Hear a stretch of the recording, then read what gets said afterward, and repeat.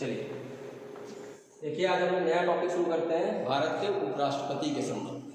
चूँकि हम लोग जानते हैं कि भारत में हम लोगों ने संसदीय व्यवस्था कहाँ से ली गई है, ब्रिटेन से ली गई है। तो ब्रिटेन में जिस प्रकार से क्या होता है कि ब्रिटेन की रानी होती है, राजा होता है, क्राउन, ब्रिटिश क्राउन, उसी के पैरेलल में हमारी पोस्ट होती है कौन सी, राष्ट्रपति की। लेकिन हमारे यहाँ एक जो उपराष्ट्रपति पद की व्यवस्था है वो यहाँ इनके समान नहीं है। ये हम लोगों ने कहाँ से लिया, ये हमने लिया है अमेरिका से उपराष्ट्रपति।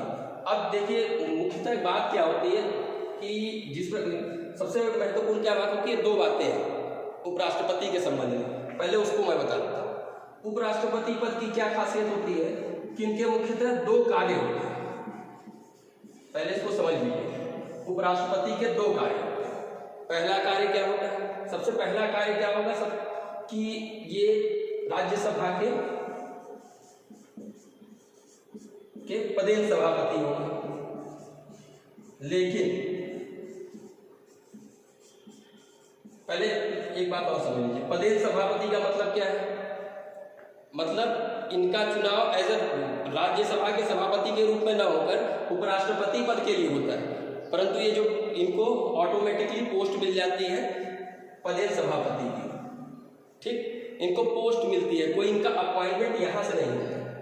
दूसरी बात क्या होती है, पहला कार्य होता है राज्यसभा के सभापतित्व के कर्तव्यों का निर्वहन करना। दूसरा होता है कि हमारे यहाँ जो राष्ट्रपति जी, अब देखिए ह्यूमन ही है, कभी मान लीजिए कोई बीमारी हो गई, जैसे राष्ट्रपति का पद कभी खाली हो गया या फिर कुछ समय के लिए बीमार हो गए,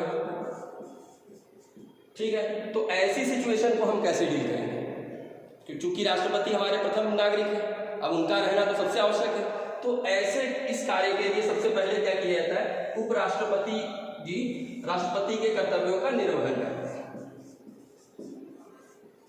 उनके कर्तव्यों का निर्वहन करते हैं। और कब तक कर सकते हैं, आप लोग पिछले क्लासेस में जानते होंगे कि राष्ट्रपति पद कभी भी 6 महीने से ज़्यादा खाली नहीं रह सकते, अर्थात 6 महीने तक मैक्सिमम, अधिकतम, ठीक है। तो हमने क्या कहा कि राज्यसभा के पदेन सभापति होते हैं। अब आप इसी बात से समझिए कि अमेरिका से हमने छुट्टी व्यवस्था ली है, तो अमेरिका में क्या होता है, जैसे हमारे भारत में है, भारत में क्या है कि संसद है हमारी, संसद में 2 सदन है, लोकसभा, राज्यसभा। उसी प्रकार अमेरिका में भी है, एक होगा कांग्रेस और दूसरा होता है सीनेट, ठीक है। तो उसी तरह उपराष्ट्रपति जो होते हैं अमेरिका के, वो सीनेट के, जैसे हमारे यहाँ राज्यसभा के, वहाँ के पदेन सभापति होंगे। उनका चुनाव तो उपराष्ट्रपति पद के लिए होता है, परंतु क्या होता है, वो वहाँ के पदेन सभापति ऑटोमेटिकली आपको एक पोस्ट के साथ एक पोस्ट जैसे मिल जाती है, वही बात होती है पदेन सभापति, ठीक। तो चूंकि हमने व्यवस्था किससे ली है, अमेरिका से ली है, तो वही व्यवस्था हमको यहाँ पर मिलती है। ये ऐसा कौन सा अनुच्छेद दिया गया है, अनुच्छेद 64 है, ठीक। अब दूसरी बात क्या होती है, दूसरी बात, भारत का एक उपराष्ट्रपति होगा, वो अनुच्छेद आपके 63 में आपको दिखेगा। यानी मुख्यतः क्या बात होती है कि हमारा जो उपराष्ट्रपति पद के विषय में बताया गया कि अनुच्छेद 63 के अनुसार भारत का एक उपराष्ट्रपति होगा। अब ये पद कहाँ से आएगा, तो चूंकि भले ही हमने संसदीय व्यवस्था ली है ब्रिटेन से, लेकिन हमने उपराष्ट्रपति पद की व्यवस्था हमने की अमेरिका से। अमेरिका में क्या है कि जैसे भारत में राज्यसभा होता है, राज्यसभा कैसा सदन है, ये ऐसा सदन है जहाँ विशेष लोग जाते हैं, विशेष इसका निर्वाचन का सिस्टम होता है। उसी प्रकार से वहाँ पर अमेरिकी सीनेट होता है। एक बात अभी आप लोग आगे बढ़ेंगे, राज्यसभा कभी भंग नहीं होती, ये कॉन्टिन्यूअस चलती रहती है, इसमें विशेषज्ञ लोग होते हैं। उसी तरीके से अमेरिका में भी सीनेट की व्यवस्था है। अब अमेरिकी सीनेट का जो पदेन सभापति होता है वो भी वहाँ का उपराष्ट्रपति होता है, जैसे वही सारी व्यवस्था हमने भारत में भी कर रखी है। अब आइए दूसरी बात करते हैं कि अब कोई भी पद है तो सबसे महत्वपूर्ण बात है, चूंकि आप एमसीक्यू देंगे यूपीएससी या यूपीपीसीएस, तो उसमें क्या होता है, सबसे पहले होता है कि योग्यता, क्या योग्यता रखा जाएगा। अब चूंकि सबसे पहली बात होती है कि वो भारत का नागरिक हो। अब नागरिक तो अमेरिका और भारत में यहाँ डिफरेंस होता है कि जैसे भारत का नागरिक हो तो नागरिकता की प्राप्ति हम कई तरीके से कर सकते हैं।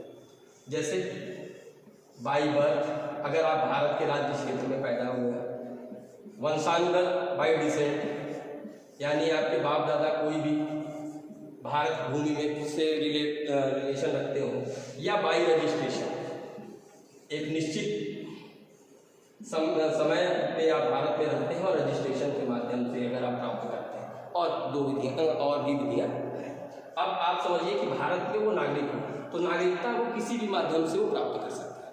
ऐसा नहीं है कि अमेरिका में क्या व्यवस्था है, जैसे राष्ट्रपति पद के लिए कि बाई बर्थ, जन्म के आधार पर, जन्म के आधार पर ही राष्ट्रपति पद के व्यक्ति आसीन हो सकता है जो अमेरिका में जन्मा हो। लेकिन भारत में ऐसा प्रॉब्लम नहीं है, कोई भी व्यक्ति हो सकता है कि वो बाहर रहा हो लेकिन वो भारत में नागरिकता बाई रजिस्ट्रेशन ले लिया हो तो भी वो हो सकता है, बाई डिसेंट वंशानुगत आधार पर ले लिया हो। तो ऐसा पर्टिकुलर किसी एक आधार पर ही हम नहीं देते, ठीक है। तो पहले तो ये बात समझ लीजिए आप। दूसरी बात क्या होती है, चूंकि राज्यसभा का पदेन सभापति होता है, पदेन सभापति, तो अगर किसी पद को, अगर आप ही लोगों को कोई कार्य दिया जाए, आप यूपीपीएससी या यूपीएससी की तैयारी कर रहे हैं, तो आपकी मिनिमम एलिजिबिलिटी होती है कि आप ग्रेजुएट होइए, ग्रेजुएट हुई। उसी तरीके से यदि राज्यसभा के सदस्य राज्यसभा के सभापतित्व करते हैं तो उस चीज़ की सदस्यता कम से कम जितनी एलिजिबिलिटी होती है वो इनके पास होनी चाहिए, यानी राज्यसभा का सदस्य निर्वाचित होने की जो योग्यता है। लेकिन बस एक बात इसमें जरूर ध्यान दीजिएगा कि होता क्या है कि राज्यसभा पद के लिए उम्र क्या रहती है, राज्यसभा पद के लिए उम्र क्या रहेगी, 30 वर्ष, 30 वर्ष रहेगी। आप लोग कंफ्यूज मत रहिए इसमें। और लेकिन यहाँ पर ये उम्र 35 वर्ष पे आती है, ठीक है। अब तीसरी बात देखते हैं कि क्योंकि उपराष्ट्रपति राज्यसभा के सभापति के रूप में कार्य करता है, इसी कारण उसे राज्यसभा के सदस्य होने की योग्यता रखी जाती है। ये स्टेटमेंट इससे जोड़ के देखिएगा, कभी भी कथन कारण में ये आपको मिल सकता है कि राज्यसभा का सदस्य निर्वाचित होने की योग्यता रखता है, कारण क्योंकि उपराष्ट्रपति राज्यसभा के सभापति के रूप में कार्य करते हैं, ठीक है। तो एक कथन कारण के रूप में ये पूछा जा सकता है। तीसरी चीज जो महत्वपूर्ण होती है वो क्या है, लाभ का पद धारण न करता। तो लाभ का पद क्या होता है, लाभ का पद कौन बताएगा, लाभ का पद। अब लाभ का पद को कौन बता सकता है, सबसे बड़ी बात क्या होती है कि लाभ के पद को कभी डिफाइन नहीं किया गया संविधान में, लाभ के पद को डिफाइन नहीं किया गया कभी भी। लेकिन क्या, कैसे तब हम डिसाइड करेंगे कि लाभ का पद है कि नहीं, डिफाइन नहीं किया गया है, तब आप क्या करेंगे, तब सुप्रीम कोर्ट ने इसको बताया सर्वप्रथम सर्वोच्च न्यायालय ने बताया कि लाभ का पद क्या है। अब उसके बाद राज्य सरकारें और केंद्र सरकार लाभ के पद को निर्धारित करती है, ठीक है। जनरली क्या माना जाता है कि कोई भी जो इनकम वो कर रहे हैं सरकारी क्षेत्र से या नौकरी कर रहे हैं, उस टाइप की चीज़ों को माना जाता है। तो आप बस ये याद रखिएगा कि वर्तमान में क्या व्यवस्था है कि राज्य सरकार और केंद्र सरकार उसका निर्धारण करती है, लेकिन सर्वप्रथम सुप्रीम कोर्ट ने उसको लाया था, ठीक है। तो योग्यता हो गई। अब एक बात बताइए, अब आते हैं जो सबसे महत्वपूर्ण टॉपिक है इस पद के लिए, वो क्या है कि आपने बात कर ली, सारी योग्यता कर ली, सब कुछ, लेकिन वो आदमी जो निर्वाचित होगा वो निर्वाचन का प्रोसेस क्या होगा, कैसे निर्वाचित होगा। जैसे अब इसको हम लोगों ने देखना है अनुच्छेद 66, संविधान के अनुच्छेद 66 में इनके निर्वाचन की पूरे व्यवस्था को करना है। अब इसमें क्या होता है, अभी आप लोग राष्ट्रपति जब पद पढ़े होंगे तो उसमें आप लोगों ने पढ़ा था PR with STV system, STV system यानी proportional representation single transferable voting, single transferable voting. इसका क्या मतलब है PR विथ STV सिस्टम का। यहाँ पे क्या होता है, पहले STV का क्या मतलब हुआ कि एक आपको वरीयता क्रम सूची दे दी जाती है, आप उसमें जैसे 4 कैंडिडेट हैं A B C D, ये 4 वरीयता क्रम दे दिए गए, पहला दूसरा तीसरा चौथा, आपने वरीयता क्रम के आधार पर उनको लिया। और एक अब ऐसा तो है नहीं कि इनका इलेक्शन डायरेक्ट होता है, जनता कभी डायरेक्ट नहीं चुनती।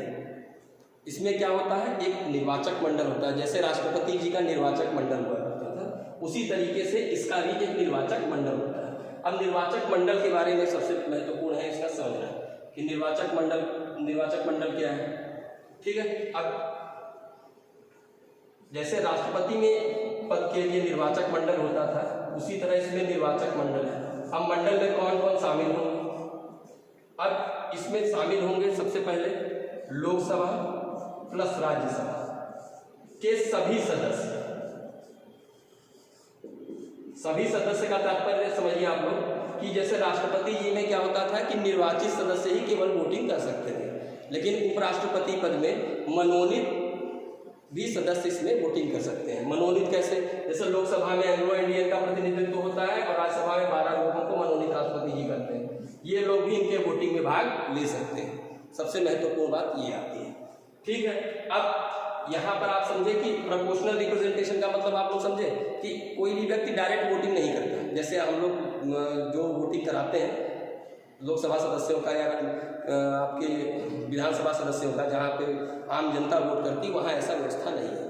ठीक, क्योंकि हमारी जनता के प्रतिनिधि कहाँ पर है? लोकसभा तथा राज्यसभा में, उसी आधार पर वो लोग रिप्रेजेंट करते हैं। ठीक, और STV सिस्टम का मतलब हो गया सिंगल ट्रांसफरेबल वोटिंग। इसमें क्या होता है? वरीयता सूची दे दी जाती है उस आधार पर, और यहाँ एक वोट होता है। जैसे राज्यसभा और लोकसभा, राज्यसभा प्लस लोकसभा, इनके टोटल सीटों की संख्या मान लीजिए 790 हुई। 790 डिवाइड बाई 2 करके इतने करेक्ट वोट इनको चाहिए जीत के लिए। ठीक है, अब आते हैं दूसरी बात। अब जैसे क्या होता है कि अमेरिका में जो सिस्टम हुआ करता था कि जैसे आप लोग अमेरिका में पढ़ते होंगे कि प्रेसिडेंट, वहाँ के जो राष्ट्रपति होते हैं वो 2 बार ही चुने जा सकते हैं, उससे ज़्यादा बार नहीं। लेकिन हमारे यहाँ क्या है, उपराष्ट्रपति पद में भी ये व्यवस्था है कि जैसे राष्ट्रपति पद के लिए व्यवस्था थी कि चाहे जितनी बार उपराष्ट्रपति बन सकते हैं। ठीक है, अब दूसरी बात क्या होती है, अभी उपराष्ट्रपति पद के जो उम्मीदवार बनेंगे, जैसे हम में से आप में से अगर कोई उम्मीदवार बनता है, ठीक, तो उसको क्या होता है, 20 प्रस्तावक जो उसका प्रस्ताव रखें और 20 समर्थक, ये जब ये इनकी आवश्यकता होती है। अब चूंकि जानते होंगे आप लोग कि राष्ट्रपति पद में प्रस्तावक और समर्थकों की संख्या कितनी होगी? 50-50। लेकिन यहाँ पर प्रस्तावक और समर्थकों की संख्या कितनी रहेगी? 20-20। अब एक चीज और है कि प्रस्तावक और समर्थक ये कौन होंगे? क्या आम जनता होगी या हम में से आप में से कोई होगा? ऐसा नहीं है। उपराष्ट्रपति पद में क्या होता है कि प्रस्तावक और समर्थक दोनों ही लोकसभा तथा राज्यसभा के सदस्य होते हैं। ठीक, कभी MCQ में इस टाइप से अगर वो पूछ लिए प्रस्तावक समर्थक से रिलेटेड आपको कोई भी स्टेटमेंट वाइज, या कभी याद रखिएगा कि जैसे योग्यता की ही बात की गई, तो जैसे आपने पिछले स्लाइड में पढ़ा था कि योग्यता में ये बोला कि राज्यसभा के सदस्य होने की समस्त योग्यता, तो समस्त नहीं, उसमें आयु छोड़ दी, क्योंकि आयु तो 35 वर्ष हो गई। ठीक, तो आयु छोड़ के, तो अगर कभी ऐसा भी स्टेटमेंट आपके साथ आ जाए, सामने आ जाए MCQ में कि समस्त योग्यता, तो ऐसा वो स्टेटमेंट गलत हो जाए। ठीक है, अब उसके बाद तीसरा महत्वपूर्ण बात होती है। अब चूंकि यहाँ पर हो गया कि यहाँ पर चुने जाएंगे लोकसभा राज्यसभा के ही सदस्य, इनको चुनते हैं, तो यहाँ पर चुनाव अधिकारी कौन है? अब यहाँ पे चुनाव अधिकारी कौन होगा? यहाँ पर होंगे लोकसभा तथा राज्यसभा के जो महासचिव होते हैं, वही निर्वाचन अधिकारी बनते हैं। कोई बाहर से या निर्वाचन आयोग से कोई अन्य व्यक्ति आकर इनका निर्वाचन नहीं कराए, बल्कि उन्हीं में से जो महासचिव हैं उन्हीं को उनका RO, जिसको रिटर्निंग ऑफिसर कहते हैं हम लोग चुनाव के, वो बनते हैं। उसके बाद इसकी अधिसूचना कौन जारी करता है? तो ये याद रखिएगा, इसकी अधिसूचना निर्वाचन आयोग जारी करेगा। कभी इसलिए कभी कंफ्यूज मत हो जाइएगा कि अरे ठीक है कोई इनका प्रेसिडेंट कर देंगे, अधिसूचित कर देंगे, ऐसा नहीं है, ये निर्वाचन आयोग ही करेगा। लेकिन रिटर्निंग ऑफिसर जो RO नियुक्त करेंगे वो राज्यसभा के या लोकसभा के महासचिव को नियुक्त कर दिया जाएगा। अब बात करते हैं, अब चूंकि अभी पहले ही स्लाइड में आपको बताया था कि राष्ट्रपति की मृत्यु हो जाती है या वो अपने पद का त्याग करते हैं, तो ऐसी परिस्थिति में 6 महीने के भीतर चुनाव कराना आवश्यक होता है राष्ट्रपति पद में, महीने के भीतर। लेकिन ऐसी व्यवस्था उपराष्ट्रपति पद के लिए नहीं है। यहाँ अगर किसी कारणवश उपराष्ट्रपति जी की मृत्यु हो जाए या त्याग पत्र दे दें तो 6 महीने के भीतर चुनाव कराना आवश्यक नहीं है।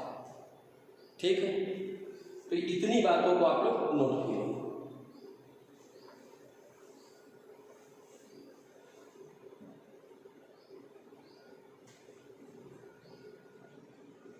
अब एक बड़ी इंपॉर्टेंट सी बात है, कभी स्टेटमेंट या किसी इस तरीके का आ जाए, कभी भी उपराष्ट्रपति पद का वेतन निर्धारित नहीं होता। कभी वेतन आप जैसे राष्ट्रपति जी का वेतन निर्धारित है, आपको पढ़ते हो, यहाँ पर ऐसी व्यवस्था नहीं है, बल्कि उन्हें राज्यसभा के सभापति होने के नाते ये वेतन दिए जाते हैं। एक और बात कि उपराष्ट्रपति अगर मान लीजिए आप किसी को बनाते हैं, अगर वो लोकसभा और राज्यसभा के सदस्य हैं तो उस पद का पहले त्याग कराया जाता है, फिर उन्हें उपराष्ट्रपति पद दिया जाता है। ठीक, जैसे लोकसभा का व्यक्ति है, उनको राज्यसभा के सभापति अर्थात उपराष्ट्रपति बनाना है, तो उसके लिए क्या होगा, पहले उनकी सदस्यता का त्याग कराना होगा या निर्वाचन से पहले, तभी वो चुनाव लड़ सकते हैं, एलिजिबल होंगे। ठीक, अब दूसरी बात क्या होती है कि आप जानते होंगे कि हमारे यहाँ क्या व्यवस्था है, पहले ही आप लोगों ने पढ़ा, और यही उपराष्ट्रपति जी के 2 कार्य हैं। क्या क्या कार्य थे, एक तो राज्यसभा के राज्यसभा का सभापतित्व करने का कार्य, और दूसरा क्या कार्य होता है, अगर वो प्रेसिडेंट की किसी कारणवश मृत्यु हो जाए या वो उपस्थित नहीं होते हैं या तबीयत खराब होती है, ऐसी सिचुएशन में कौन करेगा, वैसे सिचुएशन में कार्यवाहक राष्ट्रपति के रूप में उपराष्ट्रपति जी कार्य करते हैं, या अर्थात क्या उपराष्ट्रपति कार्यवाहक राष्ट्रपति के रूप में कार्य करते हैं। परंतु अगर उपराष्ट्रपति पद पर रहते हुए कोई व्यक्ति की मृत्यु हो जाती है तो वहाँ पर कार्यवाहक की व्यवस्था नहीं की जाती कि वहाँ पर कार्यवाहक के लिए कि नहीं, ऐसा नहीं है कि 6 महीने के भीतर चुनाव कराना अनिवार्य है और क्या नाम है कार्यवाहक के उपराष्ट्रपति रख दिया जाए, ऐसा कोई व्यवस्था नहीं। ठीक, तो इस तरीके से याद रखिएगा, स्टेटमेंट वाइज MCQ के लिए बहुत महत्वपूर्ण है ये सब बिंदु। ठीक, अब सबसे महत्वपूर्ण बात होती है कि शपथ किसके सामने लेंगे, उपराष्ट्रपति जी शपथ किसके सामने लेंगे, समक्ष लेंगे, तो राष्ट्रपति के सामने, तो राष्ट्रपति के समक्ष शपथ लेते हैं। ठीक है, अब सबसे महत्वपूर्ण जो बात आती है वो आती है हटाए जाने की विधि। ठीक, अब हटाए जाने की विधि सबसे महत्वपूर्ण बिंदु है। अब इसके लिए पहले डिटेल में मैं समझा देता हूँ, फिर स्लाइड पर। अब चूंकि आप लोग जानते होंगे कि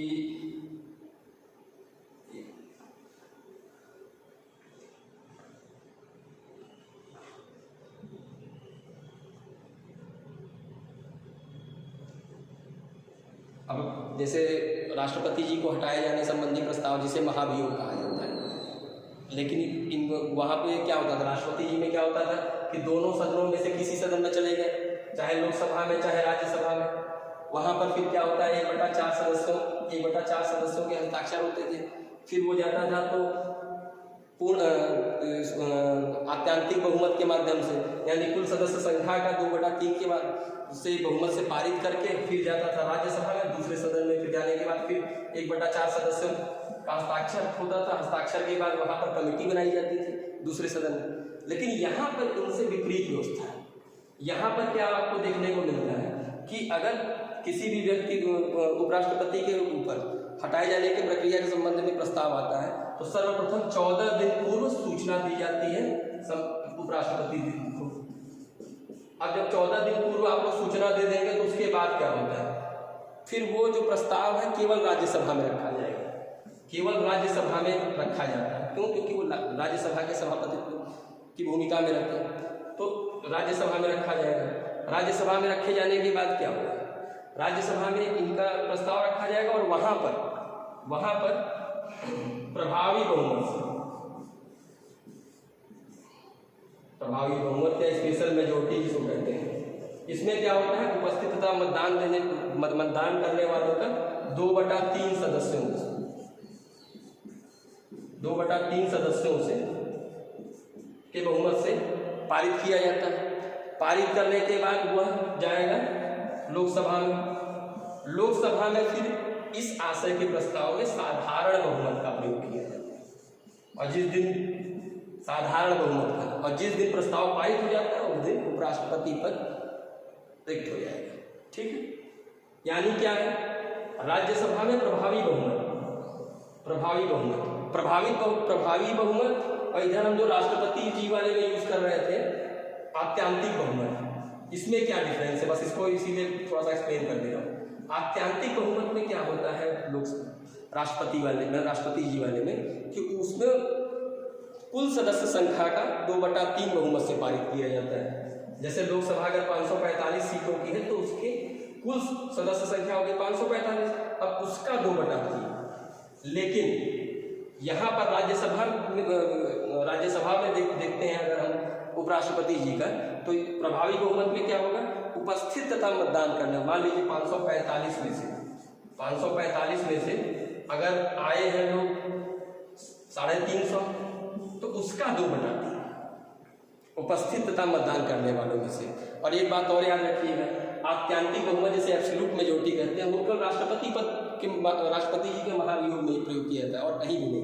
लेकिन ये प्रभावी बहुमत आपको हमेशा कई जगह दिखेगा। ठीक है, तो यानी क्या हुआ आपका कि सबसे पहले कहा जाएगा ये राज्यसभा में, राज्यसभा से में क्या होगा, 14 दिन पूर्व पहले सूचना दी जाएगी उपराष्ट्रपति जी को कि भाई आपके ऊपर इस तरीके के आरोप लगे हैं और आपके हटाए जाने संबंधी प्रस्ताव राज्यसभा में रखा जाएगा। उसके बाद राज्यसभा में प्रस्ताव रखा जाएगा। प्रस्ताव रखने के बाद 2/3 सदस्यों की मेजोरिटी के साथ उन पारित किया जाएगा, जिसे हम प्रभावी बहुमत करते हैं। वहाँ से जो पास हो जाएगा, चूँकि लोकसभा में जाएगा, लेकिन लोकसभा का लेना देना बहुत नहीं रहता उपराष्ट्रपति जी से, इसीलिए वहाँ पर क्या होगा, साधारण बहुमत का प्रयोग होगा, और जिस दिन वहाँ से प्रस्ताव पारित हो जाएगा उस दिन से पद रिक्त माना जाएगा। ठीक, अब देखिए जैसे कि था 14 दिन पूर्व उपराष्ट्रपति को सूचना दी जाती है। हटाए जाने संबंधी प्रस्ताव सर्वप्रथम केवल राज्यसभा में आएगा, रखा जाएगा, फिर तात्कालिक बहुमत से पारित करते हैं 2/3, जो मैंने बताया था अभी आप लोगों को, उपस्थित तथा मतदान करने वालों का 2/3। इसके बाद लोकसभा में प्रस्ताव जाता है जहां साधारण बहुमत से पारित किया जाएगा। उसके बाद क्या होगा, जिस दिन लोकसभा में पारित होता है उसी दिन से पद रिक्त माना जाएगा। ठीक है, अब एक बहुत महत्वपूर्ण बात है, इसको जरूर ध्यान दीजिए कि अगर ऐसी स्थिति आ जाए, क्योंकि आप जानते हैं कि राष्ट्रपति का पद अगर रिक्त होता है तो उनका कार्य कौन करेगा, उपराष्ट्रपति। अगर मान लीजिए कि ऐसी परिस्थिति आ जाए कि उपराष्ट्रपति जी भी बीमार है, वो राष्ट्रपति पद को नहीं ले सकते, तब क्या करेंगे? इसकी व्यवस्था संविधान में अनुच्छेद 70 के तहत की गई है कि अगर दोनों पद, राष्ट्रपति पद और उपराष्ट्रपति पद, दोनों अगर खाली हो जाते हैं तो संसद एक अधिनियम में कानून बनाकर प्रावधान कर सकती है कि कौन व्यक्ति बैठेगा।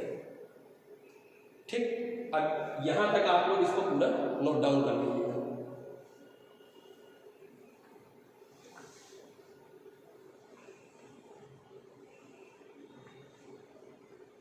अब आइए, एक और बहुत महत्वपूर्ण विषय है कि जैसे होता क्या है कि एक चुनाव होता है। चुनाव में क्या होता है कि अगर मान लीजिए लोग, जैसे आप लोग देखते हैं कि लोकसभा के एक सदस्य हैं, उनकी किसी कारणवश मृत्यु हो गई, उन्होंने 2.5 साल का कार्यकाल पूर्ण कर लिया था, तो फिर से चुनाव होता है उस संसदीय क्षेत्र में। चुनाव होने के बाद क्या होता है कि वो जो व्यक्ति, नया व्यक्ति चुना जाता है, वो शेष वर्षों के लिए चुना जाता है, अर्थात वो भी केवल 2.5 वर्षों के लिए वो चुना जाएगा। ये बात आप लोग समझ लीजिएगा। इसे क्या कहते हैं हम लोग, उपचुनाव। ये टर्म याद रखिएगा, उपचुनाव। लेकिन अब क्या होता है, राष्ट्रपति तथा उपराष्ट्रपति पद समय से पहले अगर रिक्त हो जाए, यानी अगर किसी व्यक्ति का जो कार्यकाल होता है दोनों का 5 वर्ष है, 5 वर्ष के बजाय अगर वो 4 वर्ष में खाली हो गया, तो नया व्यक्ति, तो जैसे राष्ट्रपति पद के लिए कि जब रिक्त हो गया तो 6 महीने के भीतर चुनाव कराना है, और जब चुनाव होगा तो वो व्यक्ति इस शेष वर्ष के लिए नहीं रहेगा, 1 वर्ष के लिए, अर्थात जैसे 4 वर्ष में मृत्यु हो गई तो 1 वर्ष के लिए राष्ट्रपति नहीं बन सकता, अपितु वो फिर 5 सालों के लिए बनेंगे जो भी व्यक्ति चुने जाएंगे। यहाँ लोकसभा और विधानसभा की तरह नहीं होता, अर्थात उपचुनाव की व्यवस्था नहीं है, एक लाइन में समझिए। ठीक, तो उपचुनाव की व्यवस्था नहीं है। यही बात इसमें लिखा गया। यदि राष्ट्रपति तथा उपराष्ट्रपति पद समय से पहले रिक्त हो जाए तो निर्वाचित व्यक्ति 5 वर्षों के लिए बनाया जाता है, शेष अवधि के लिए नहीं, अर्थात उपचुनाव की व्यवस्था नहीं। कभी आपको एमसीक्यू में इस तरीके का स्टेटमेंट अगर आ गया कि राष्ट्रपति या उपराष्ट्रपति पद के लिए उपचुनाव की व्यवस्था की गई है नहीं की गई है, तो इस विषय में इस बात को एकदम कंसीडर करके चलिएगा। ठीक,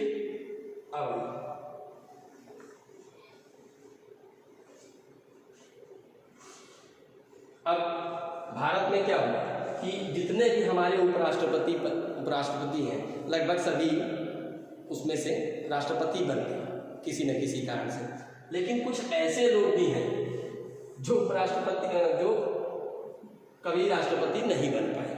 ये एक फैक्ट है, इसको याद रखिएगा, कभी किसी स्टेटमेंट में या किसी तरीके से आ पाए। जैसे गोपाल स्वरूप पाठक, BD जट्टी, मोहन हिदायतुल्ला, कृष्णकांत, भैरव सिंह शेखावत और हामिद अंसारी, ये इतने लोग हैं जो कभी उपराष्ट्रपति नहीं बन पाए ऊपर वाले।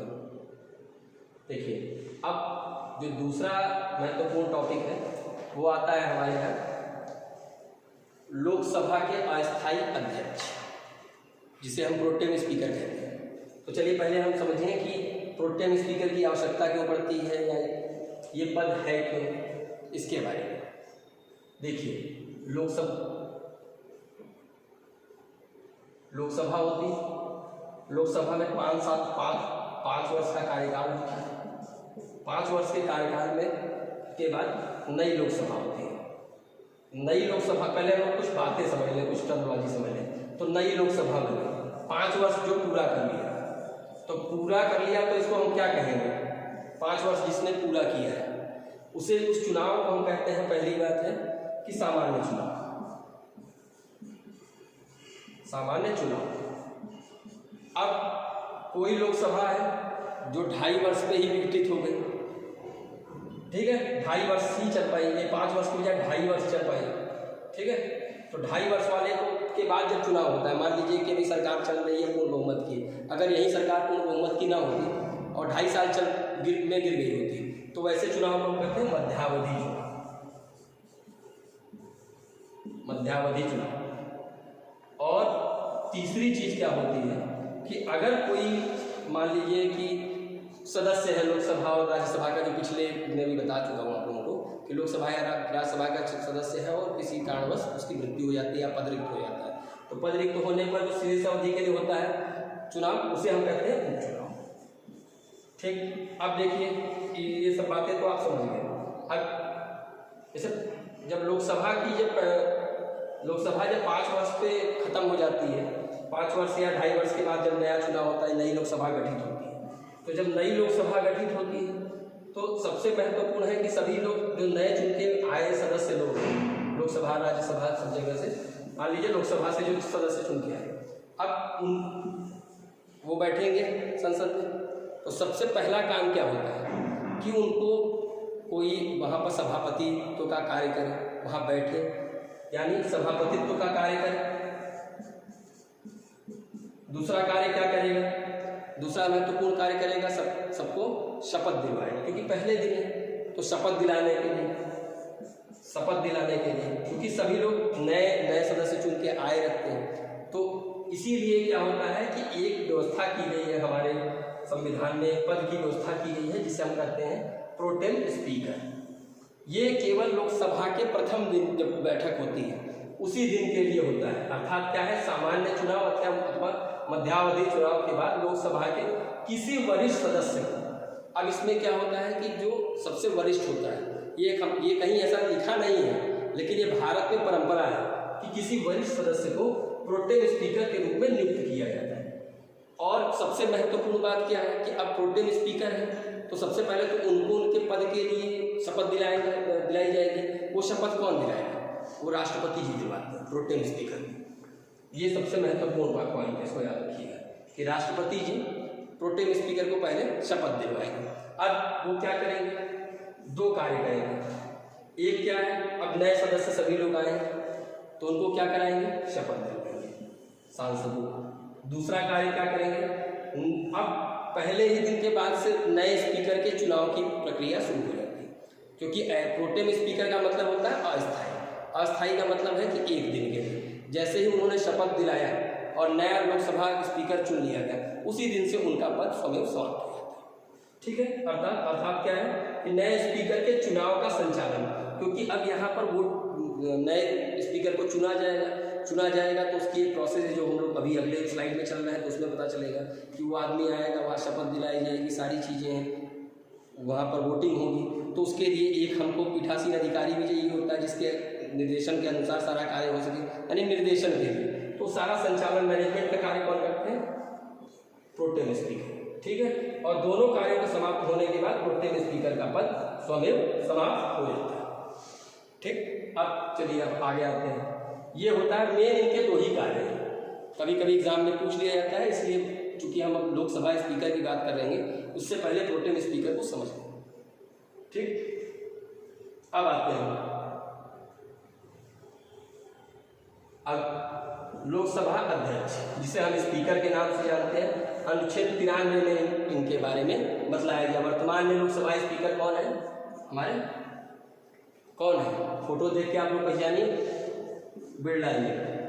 ठीक है, अब देखिए क्या होता है कि स्पीकर का पद वैसे नहीं आया है, ये 1921 में पहली बार भारत में आता है, जिसे मनोनीत किया जाता है, जिसे फेडरिक भारत के पहले स्पीकर बोले जाते हैं, जो विदेशी थे फेडरिक, इन्हें मनोनीत किया गया था। बाद में पहला भारतीय जो स्पीकर बने वो आप लोग पढ़ते हैं इतिहास में 1925 में विट्ठल भाई पटेल। ठीक है, ये स्वराज पार्टी के सदस्य थे। अब बात करते हैं कि स्वतंत्र भारत के प्रथम स्पीकर तथा ब्रिटिश भारत के अंतिम स्पीकर कौन रहे? गणेश मावलंकर। ये कुछ फैक्ट है, इसको याद रखे रहिएगा। कभी ऐसा मत एमसीक्यू में लगा दीजिएगा कि भारत के पहले स्पीकर विट्ठल भाई पटेल थे। ठीक, उसके बाद संविधान में लोकसभा अध्यक्ष की योग्यता का उल्लेख, सबसे महत्वपूर्ण बात ये इस पॉइंट को देखा जाता है कि संविधान में कहीं पर भी लोकसभा के अध्यक्ष की योग्यता का उल्लेख नहीं किया गया कि क्या होगा क्या नहीं होगा, क्योंकि लोकसभा के सदस्यों में से ही लोकसभा के अध्यक्ष को चुना जाता है। तो सामान्य तौर पर जो सदस्य की योग्यता होती है वही स्पीकर की भी योग्यता मानी जाती है। जैसे हम लोग देखते हैं कि हम पिछले स्लाइड में समझे हैं कि उपराष्ट्रपति पद के लिए क्या है, राज्यसभा के सदस्य होने की जो योग्यता होती है वही योग्यता होनी चाहिए। चूंकि लोकसभा अध्यक्ष क्या है, सभापतित्व करता है लोकसभा का, तो जो सदस्यों के लिए एलिजिबिलिटी या योग्यता रखी गई वही चीज इसमें इनके लिए भी रखी गई है। अब बात करते हैं सबसे महत्वपूर्ण है इनके लिए। इनके देखिए 2-3 पॉइंट बड़े इंपॉर्टेंट हैं। अब पहले एक बात समझ लीजिए कि भारत में क्या है, संसदीय व्यवस्था है। तो जितनी भी चीज़ें हैं संसदीय चीज़ों से रिलेटेड, उसके सबके सर्वाधिकारी माने जाते हैं। ठीक है, सर्वाधिकारी हम मानेंगे। सबसे पहली बात होती है चुनाव। तो चुनाव कैसे होगा? किसी भी लोकसभा स्पीकर का चुनाव सबसे महत्वपूर्ण पहलू है। अब इसमें हम क्या करेंगे कि देखिए हर एक पद के लिए अलग अलग व्यवस्था है। जैसे आपने पढ़ा कि उपसभापति अर्थात राष्ट्रपति जो होते हैं, उपसभापति से कह रहा हूँ गलत है, राष्ट्रपति के जो उपराष्ट्रपति हैं हमारे यहाँ, तो उपराष्ट्रपति के संबंध में क्या होता है, राज्यसभा से जाता है प्रस्ताव, वहीं से वो पास होता है, फिर लोकसभा में आता है और साधारण बहुमत से पास, जो हम क्या